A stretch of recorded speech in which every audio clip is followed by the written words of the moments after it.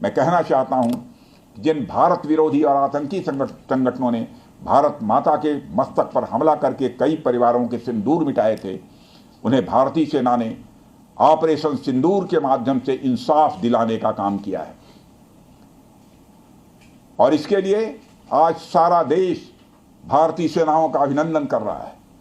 Operation सिंदूर सिर्फ एक सैन्य कार्रवाई भर नहीं है, बल्कि भारत की राजनैतिक, सामाजिक और सामरिक इच्छा शक्ति का प्रतीक है। यह ऑपरेशन आतंकवाद के खिलाफ भारत की दृढ़ इच्छा शक्ति का और सैन्य शक्ति की क्षमता और संकल्प शक्ति का भी प्रदर्शन है।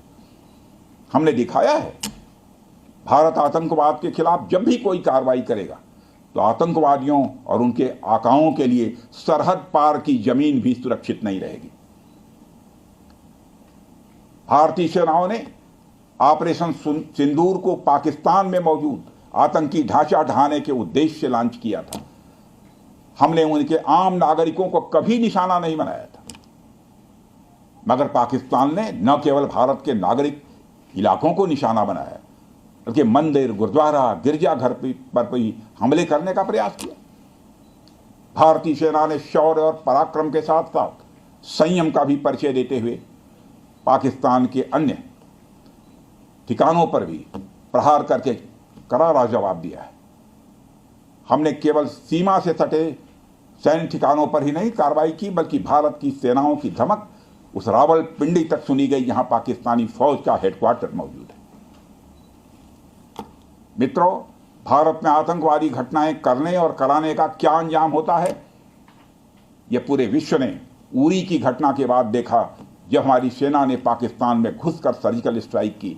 पुलवामा के बाद देखा, जब बालाकोट पर एयर स्ट्राइक की गई। और अब पहलगाम की घटना के बाद दुनिया देख रही है कि जब भारत ने पाकिस्तान के भीतर घुसकर मल्टीपल स्ट्राइक्स की हैं।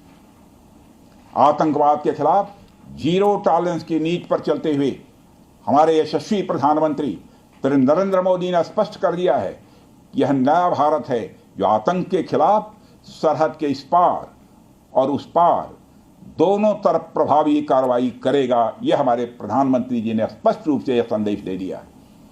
मैं एक बार फिर से BrahMos integration and testing facility centre और इस प्रोजेक्ट में शामिल सभी स्टेक होल्डर्स को हार्दिक बधाई देता हूं।